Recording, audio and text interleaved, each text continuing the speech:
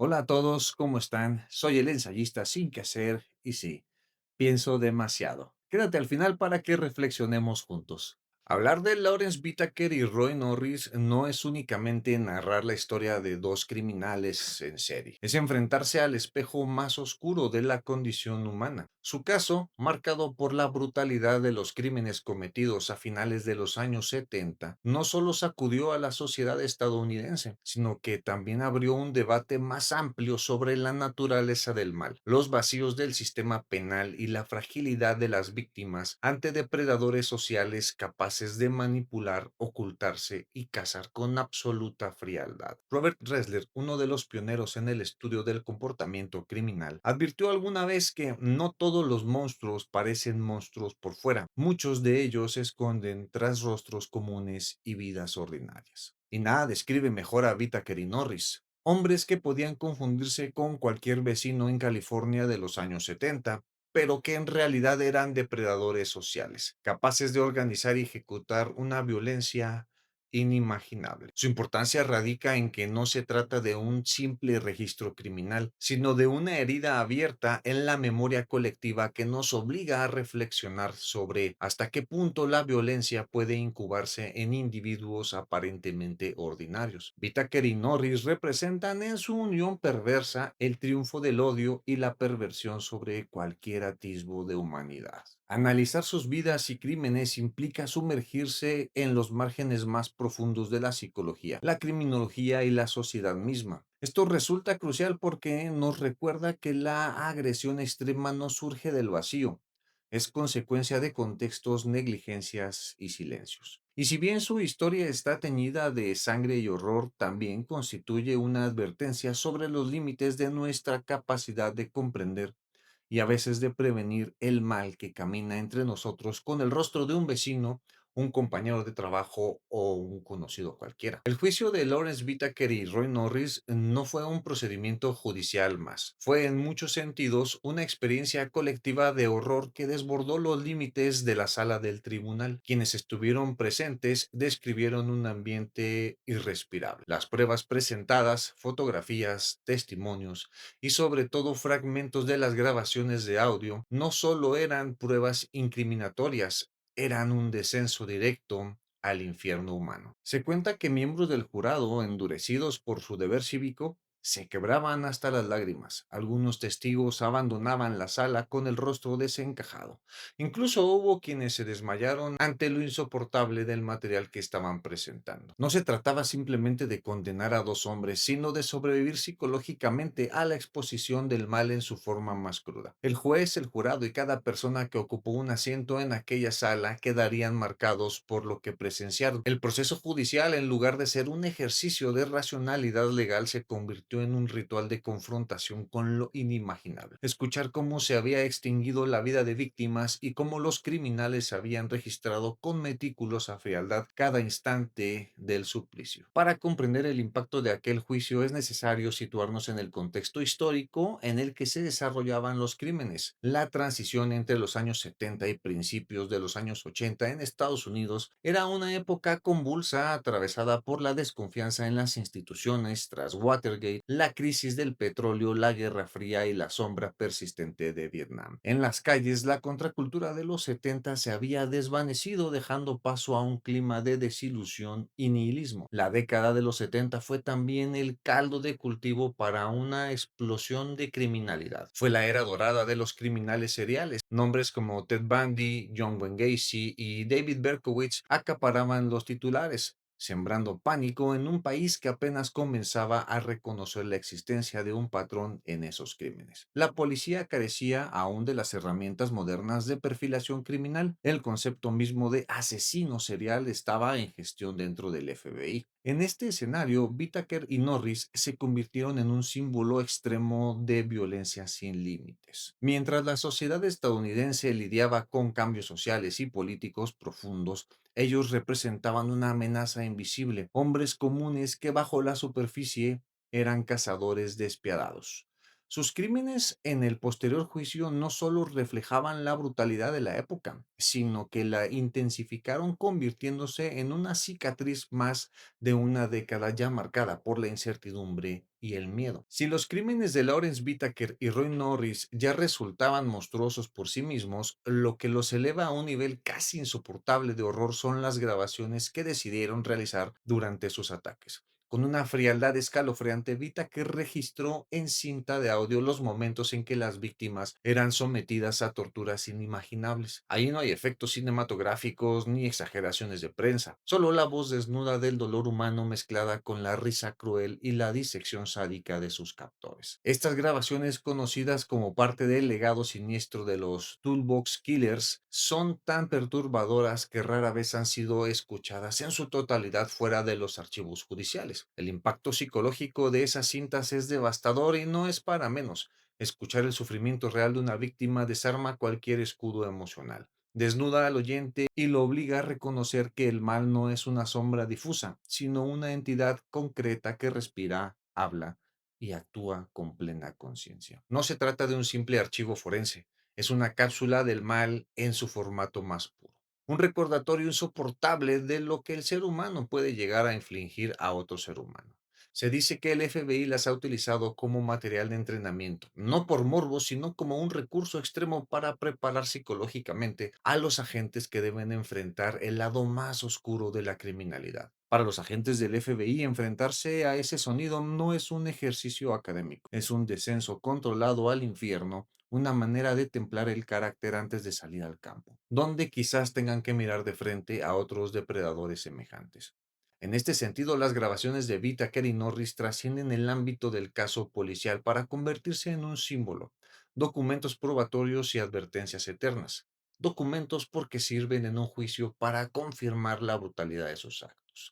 Advertencias porque siguen recordando que los monstruos caminan entre nosotros y que sus crímenes, de no ser detenidos, siempre buscan dejar huellas imborrables. Robert Ressler definió a los asesinos seriales como depredadores sociales que cazan dentro de su propia especie. En las cintas de Whittaker y Norris, esa definición se materializa con un realismo insoportable. Ahí están los depredadores, allí están las presas, y allí, en el registro frío de un mal que decidió grabar para desafiar incluso al olvido. Las cintas de Lawrence Whittaker y Roy Norris no son, como dijimos, meros registros de violencia, son ventanas al funcionamiento interno de dos mentes sádicas que hicieron del dolor ajeno un ritual. En ellas se percibe con claridad cómo Whittaker asume el rol dominante, dirige, da órdenes, controla los tiempos. Norris, por su parte, aparece como un cómplice ejecutor, validando con su participación la dinámica de poder establecida. Lo que se revela en las grabaciones no es solo la violencia física, sino una violencia psicológica más profunda.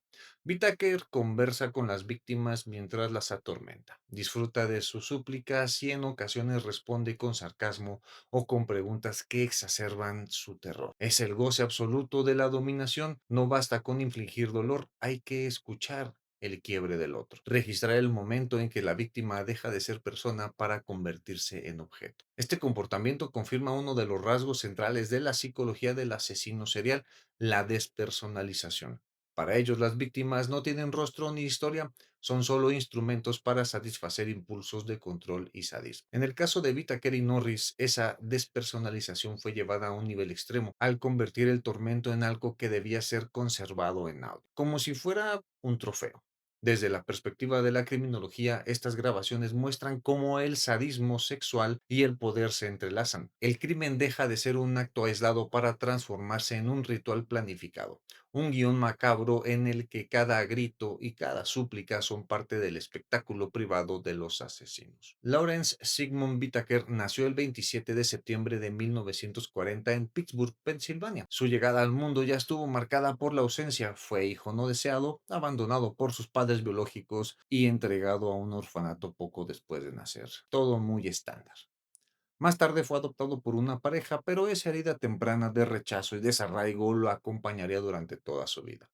Desde niño mostró señales de desajuste. Su infancia estuvo atravesada por la falta de afecto y la dificultad para generar vínculos estables. Aunque poseía un coeficiente intelectual superior al promedio, lo que le permitió destacar académicamente en algunos momentos, nunca logró canalizar su inteligencia hacia un desarrollo positivo. Por el contrario, comenzó a experimentar una sensación de vacío y resentimiento hacia la sociedad que pronto se tradujo en actos delictivos. Su primer contacto con la ley llegó en la adolescencia, cuando fue arrestado por hurto y falsificación. A los 17 años ya había estado detenido varias veces y, aunque fue enviado a instituciones correccionales, nunca mostró interés por rehabilitarse. En sus propios testimonios, Whittaker llegó a admitir que veía en el crimen no solo un medio de subsistencia, sino una forma de demostrar desprecio hacia un mundo del que sentía haber sido expulsado desde la cuna. Durante los años 60 acumuló una larga lista de antecedentes penales que incluían robo de automóviles, agresiones y porte ilegal de armas. Pasó una gran parte de su juventud entrando y saliendo de prisión,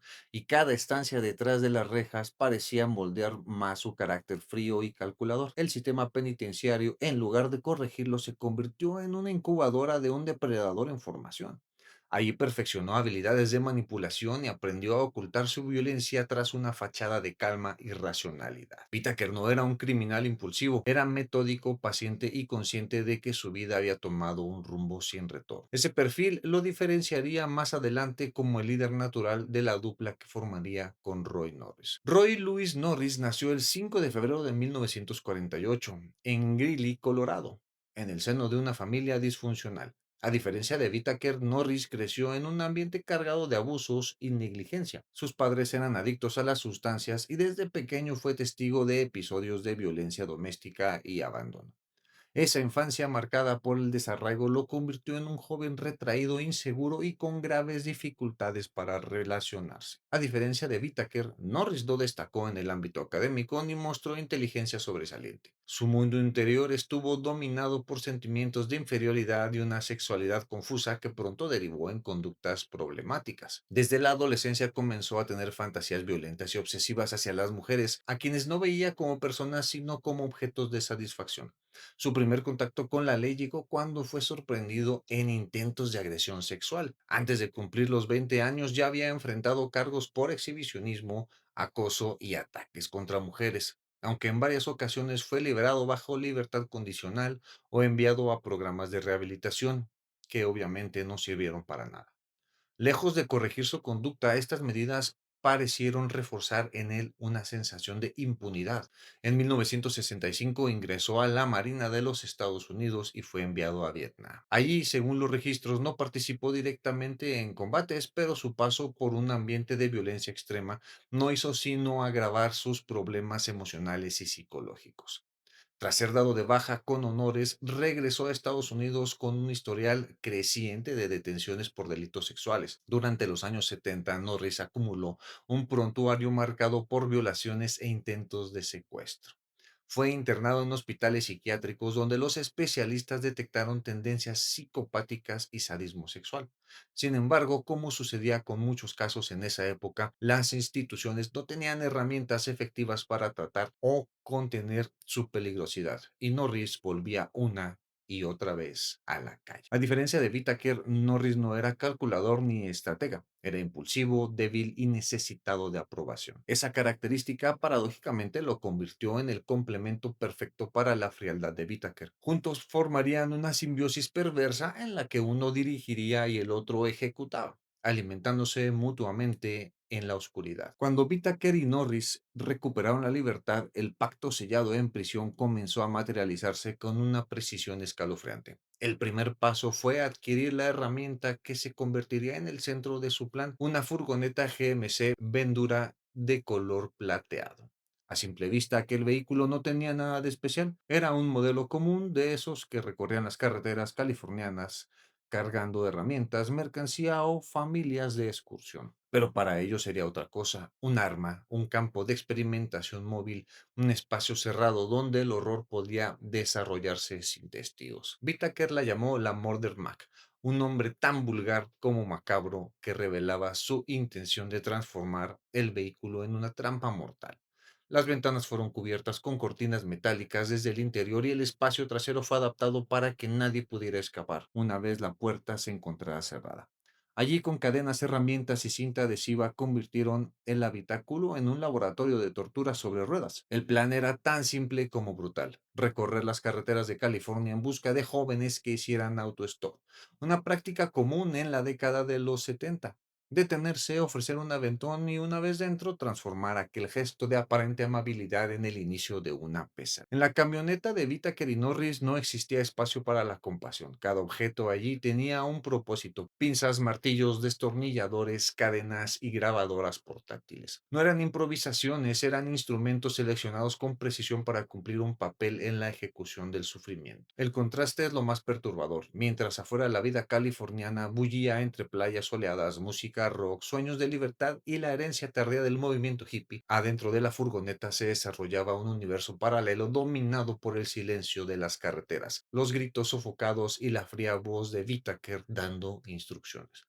La camioneta no era solo un vehículo, era la encarnación de un pacto de sangre. Representaba la unión de dos mentes que habían decidido convertir la movilidad en un poder absoluto sobre sus víctimas. Cada kilómetro recorrido con esa furgoneta no fue un simple trayecto, sino una cacería planificada, una búsqueda de presas humanas que marcaría para siempre la historia criminal de Estados Unidos. Hablar de las víctimas es recordarlas y homenajearlas, porque si bien la cultura colectiva recuerda los nombres de estos brutales asesinos, los nombres verdaderamente importantes son los de las víctimas, aquellos que nunca debemos olvidar, para siempre recordar que hay alguien que podría estar necesitando nuestra ayuda. La casa de Whittaker y Norris dejó en apenas 5 meses un rastro de vidas arrancadas que eran, en su inmensa mayoría, niñas y jóvenes que confiaron, por costumbre o por necesidad, en la bondad de un desconocido. Cada nombre es una voz que la pareja quiso silenciar, cada edad una promesa de un futuro truncado. Lucinda Lynn Schaefer, de 16 años, fue la primera víctima confirmada. Fue vista por última vez el 24 de junio de 1979,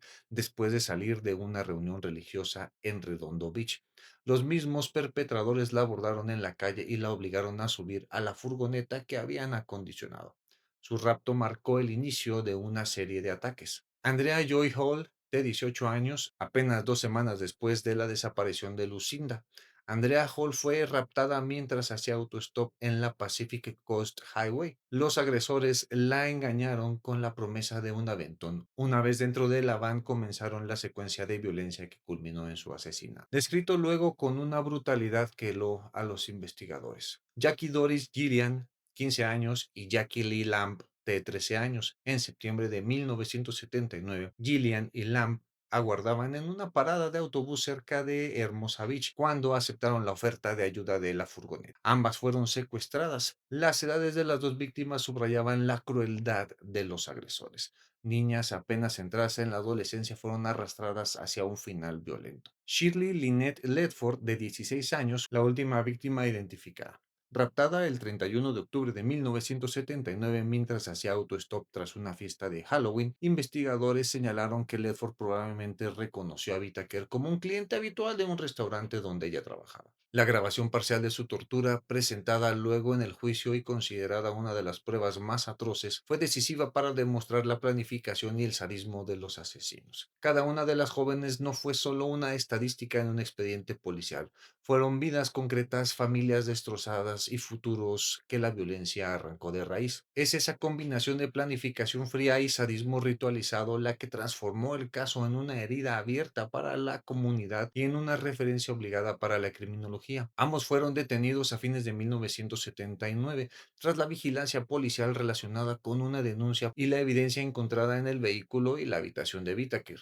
Roy Norris y Lawrence Whittaker fueron arrestados el 20 de noviembre de 1979, inicialmente retenidos por violaciones de libertad condicional mientras los investigadores armaban el caso mayor contra ellos. Roy Norris optó por un acuerdo de culpabilidad. El 18 de marzo de 1980, Norris se declaró culpable de varios cargos, incluyendo asesinatos y violaciones, y en virtud del acuerdo por el que testificaría con Whittaker, fue sentenciado el 7 de mayo de 1980 a cadena perpetua con posibilidad de libertad condicional tras 30 años. Su testimonio fue pieza central para la acusación contra Whittaker. Lawrence Whittaker fue juzgado y condenado. El tribunal lo encontró culpable de varios cargos de primer grado por los asesinatos, secuestro y violación. El veredicto desembocó en la pena de muerte impuesta oficialmente tras el juicio, registrada en 1981. Whittaker presentó recursos y apelaciones que prolongaron su estancia en el corredor de la muerte durante décadas, pero la condena capital se mantuvo en los fallos sucesivos. Ni Whittaker ni Norris llegaron a ser ejecutados. Ambos murieron recluidos en instituciones penitenciarias de California por causas naturales en fechas recientes. Whittaker falleció de causas naturales el 13 de diciembre del 2019 mientras estaba en el corredor de la muerte en la prisión de San Quintín. Norris murió el 24 de febrero de 2020 en el California Medical Facility en Vacaville. Su muerte se debió a causas naturales mientras cumplía la cadena perpetua acordada en su sentencia. Whittaker y Norris dejaron una huella que va más allá de las condenas y los años en prisión.